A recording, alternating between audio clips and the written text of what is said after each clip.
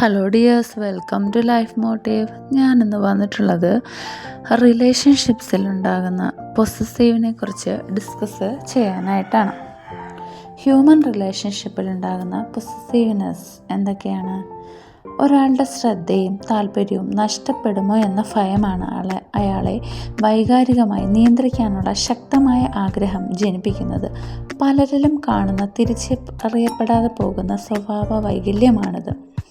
Insecurity, inferiority ഇതൊക്കെ ഇതിന് കാരണമാകാറുണ്ട്.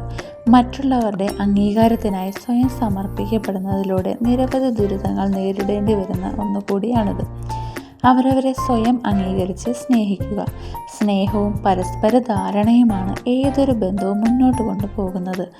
മിക്കവരും കൂടുതൽ പൊസസീവ് ആകുന്നത് വിവാഹം കഴിയുന്ന ആദ്യ നാളുകളിൽ ആയിരിക്കും. പരസ്പരം മനസ്സിലാക്കി കഴിയുമ്പോൾ അതിൻ്റെ തീവ്രത കുറഞ്ഞു വരുന്നു.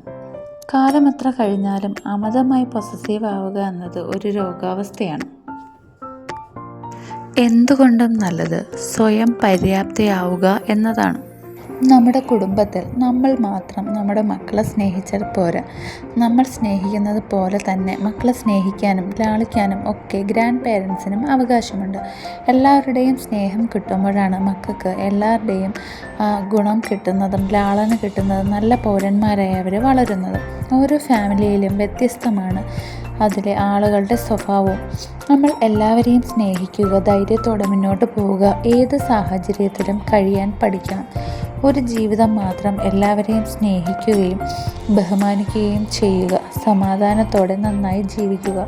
പക്വതയുള്ള ബന്ധത്തിൽ ഒരിക്കലും പൊസസീവ്നെസ്സിൻ്റെ പ്രശ്നങ്ങൾ ഉണ്ടാവുകയില്ല. ആധിപത്യ സ്വഭാവം ഉള്ളവർ പൊതുവെ ഇങ്ങനെയാണ് പെരുമാറുക. മനുഷ്യനൊരു സാമൂഹിക ജീവിയാണ്. ബന്ധങ്ങൾക്ക് വില കൽപ്പിക്കുന്നത് ഒരു നല്ല മനുഷ്യൻ്റെ ലക്ഷണമാണ്. പാർട്ട്നേഴ്സ് പരസ്പരം തുറന്ന് സംസാരിച്ചാൽ എല്ലാ പ്രശ്നത്തിനും പരിഹാരമാകുന്നു. ഈ കാലഘട്ടത്തിൽ മൈൻഡ്ഫുൾനെസ് പോലുള്ള എക്സസൈസുകൾ പ്രാക്ടീസ് ചെയ്യുക.